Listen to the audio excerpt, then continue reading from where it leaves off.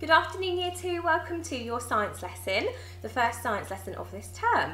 Now, our topic this term is called wriggle and crawl, so we're going to be learning all about mini beasts, and we're going to start that today in our science lesson. So, the first thing I'd like you to do is write today's date and skill into your book, please.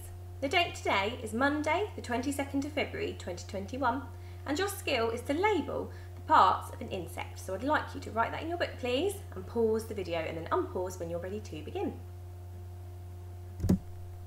Okay, so our starter today then, we are going to play a game of Guess the Mini Beast. So I'd like you to put your thinking hat on, and I want you to be little detectives, and you're going to use all of the clues, and you're going to put the clues together, and you're going to think what mini beast is behind the boxes. Okay, so the mini beast is going to be hidden, and I want you to guess what mini beast it is.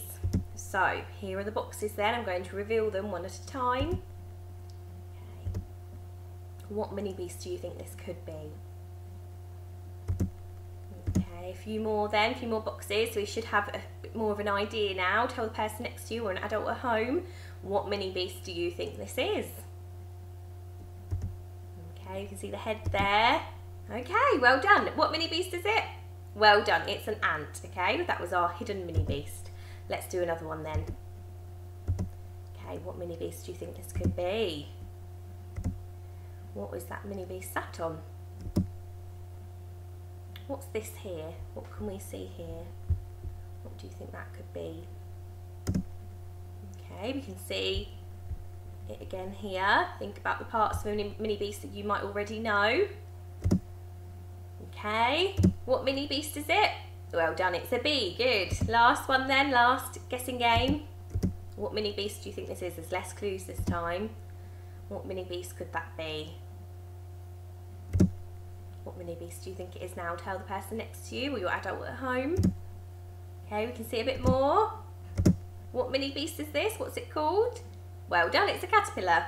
Good work, Year 2. Good thinking this afternoon. Okay, so today then we are going to be learning all about the different parts of an insect. Okay, so just how we'd have body parts that we've already learned about. So we have our arms, we have our leg, and we have our heads and things like that. Insects also have body parts, and they have names that we're going to be learning about today. Okay. So insect bodies all have some things in common. We're going to be learning about that now.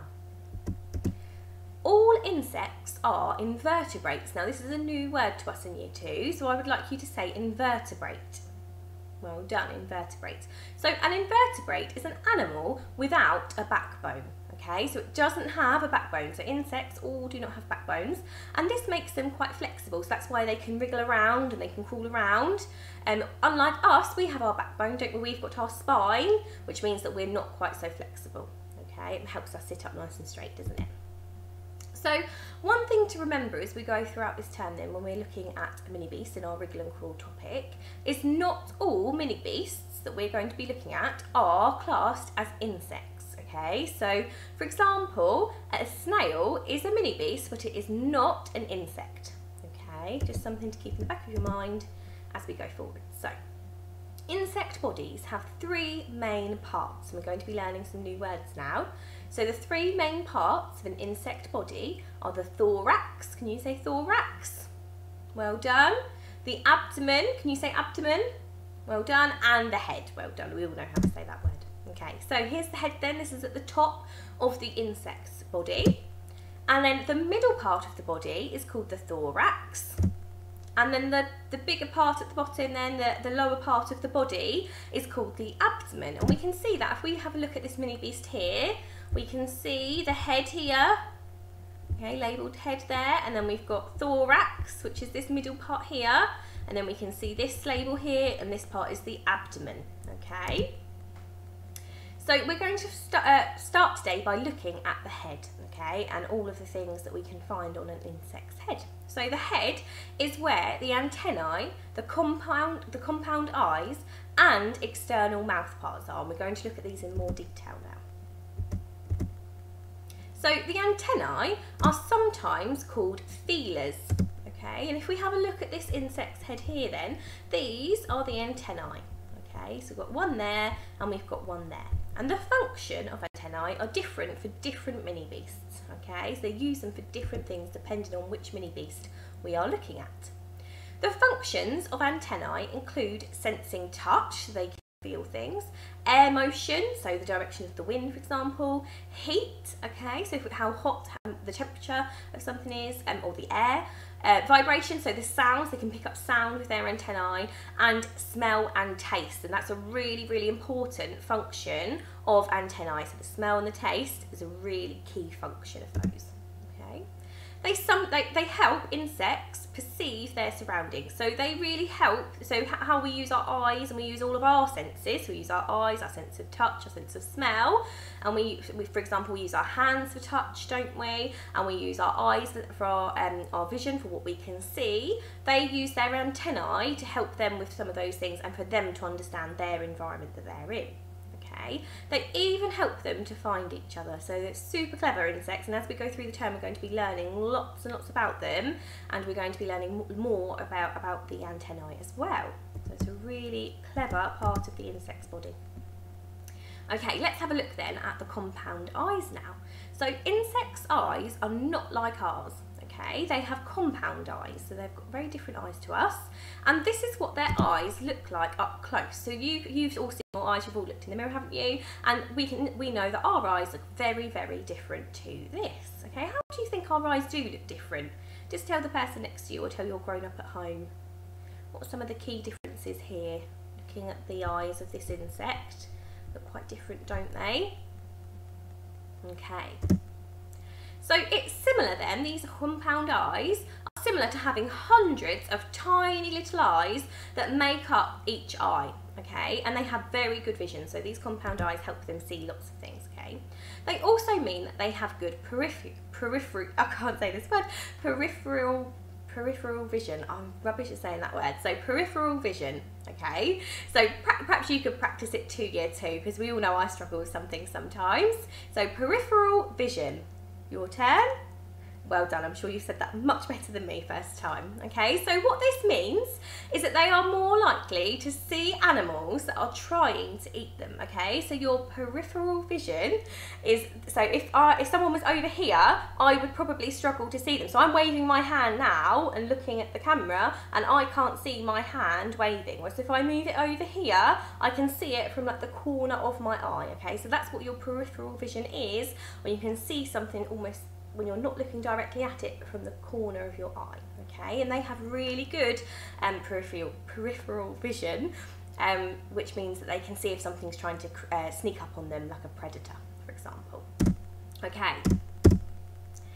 Insects, we're going to look at their mouth now, so that part of their head. So insects have external mouth parts. Here we can see the external mouth parts of a butterfly. So here's the butterfly. You can see the mouth parts there, and a dragonfly. So the dragonfly's mouth is this part here. And we can see their mouths look really different, don't they? So not all insects' mouths look the same. Okay, so we can see here, that mouth part there doesn't have this almost like a curly tube that the butterfly has. Okay. And the reason that they're different, the reason that the mouth parts look different and work in a different way, is because they have adapted over many, many years, and we're going to learn more about that as well over the coming terms, to the ways that the insects feed and how they eat. Okay, for example, dragonflies here are chewing insects. So we can see their mouth part, we can see this part here helps the insect chew their food, whereas butterflies eat by sucking up through a straw-like tube, which is this, and it coils up when it's not being used. So here the insect isn't, this butterfly isn't eating, so it's coiled up back like this because it's not using the tube to eat. Okay, well done. Let's learn a little bit now then about the thorax, which, as we remember, that was the middle part of the body, so it's in between the head and the abdomen. Okay, so if we have a look here then, we've got the thorax, and it's in between the head here and the abdomen here, so it's the middle part. And it holds the head, legs, wings and abdomen. Insects use their legs to help them do many different things. For example, grasshoppers use their back legs for jumping. So can you stand up please and find a safe space, and can you jump like a grasshopper? Well done. And crickets use their front legs for digging. So I'd now like you to try and dig with your arms, pretend they're legs, like you're a cricket, please. So you can do that. Make sure you've got a safe space to do that in, please. Well done. And most insects have 2 pairs of wings, which means they have 4 wings, most of them, okay? Well done. You can sit back down now if you've not already. Okay, so the abdomen is the lower part then of the insect's body, and it contains the heart, and it's where food is digested too. So when we eat, our food is digested in our intestines, and when the insects eat, this is where their food is digested, here in the abdomen, the lower part of the body. Okay, some insects, for example bees, also have their stinger at the back of their abdomen. So if you've ever been stung by a bee or a wasp, and it's not a very nice experience, is it? That is where their stinger is kept, right at the back of their abdomen. Okay. Insects also breathe through tiny holes in the side of their abdomen, which is quite a cool little fact, isn't it? I didn't even know that before I was looking into this lesson, so it's a very fun fact. So, insects also have 3 pairs of legs, so 6 legs in total, and the legs are surrounded in a hard casing, so it helps protect their legs because they're quite small, aren't they, so they'd easily get hurt, and they have bendy joints to allow the insects to move. So if we have a look here then at this bumblebee, we can see the 6 legs. So we've got 1 here, and then we've got the 2 at the front, and then we've got the same, the 3 the other side. Okay, well done. So I'm going to test your knowledge now then. We are going to label this wasp together. I want you to think, what would each part of the wasp be called? Okay, so here is my wasp, and it's got some labels, and I just want you to pause the video for a moment and think about what each part could be. Okay, we're going to go through the answers in a minute, so pause the video and just have a couple of seconds just thinking, what would each label be? Pause the video now, please. Okay, let's see if you were right then. So we're going to start at the top here. There was my mouse here, and we're going to go round like that in a clockwise motion. Okay, so we're going to see what each label is now. So what do you think the first label, this one here, is? Well done, it's the head. It's the head part of the insect, of the wasp. What about this then? So we can see it's the feeler part sticking out. What's the technical word for that? Well done, it's an antenna. So they've got the antennae there, so it's plural for 2. And then what about this bit? What do you think that one's going to be? Well done, it's the wings. So we can see they've got the wings there. And then what about this bottom bit here? What's the lower part of the insect's body called? Well done, it's the abdomen. What about this part? Good, the thorax. Well done if you've got them right so far. What about this one? Oh, lost my mouse. What about this one? Well done, it's the leg. And last but not least, this one here. Well done, it's their eyes. They've got the compound eyes, remember, well done. Okay, so let's have a look then at your task for today. Now, you are going to have a copy of this, so you can either print this picture of the mini beast off on the website. So if you go to the school's website, underneath this video there will be this PDF that you can print off if you have a printer. If you don't have a printer, or you don't want to print it off, then you can draw this picture of the dragonfly in your book, and make sure that it's quite big, okay, so that you can label all the parts, but make sure it's not too big so you can still fit your labels in. Okay, so it should fill about half of your page, and make sure you draw all of the parts that you can see here. So you'll have to look really carefully. You can pause the video in a moment and you can look really carefully at this picture so that your drawing is accurate. Once you've got your picture, if you've printed it off or you've drawn it, I would then like you to have a look at these labels here, and I would like you to label the parts of the dragonfly correctly. Okay, and you've got the parts here, so you know that you're going to need to label this part and all of the other parts that the labels are pointing to. Okay, so I would like you to pause the video and have a go at this task now, please. Off you go, you two. Okay, well done. I'm sure you've all done a fantastic job. I'm really looking forward to seeing your pictures of a dragonfly. So, our plenary today then, I know you're going to really enjoy this. So I would like you to use all of your knowledge of the different parts of mini beasts, okay, to design your own mini beast. So you're going to create your own insect today. Have a think about the following questions. So it can look it can be as imaginative as you'd like, okay? So it doesn't have to look like a bee or a butterfly. You could be combining things. So your mini beast might have the It might have the stripes of a bee, but have the wings of a butterfly. It's up to you what your mini beast looks like. So you're just using your knowledge of the different parts. So let's have a think about these questions before you start this then. How many legs will your insect have? What colours will your mini beast be? Will it have wings, and if so, how many? And what will they look like? Will they be like a butterfly, or will they be like a bee's wings? Will it have spots? So if we think about our ladybirds, they've got nice little black spots on. Will it have antennae? And how many eyes will your mini beast have?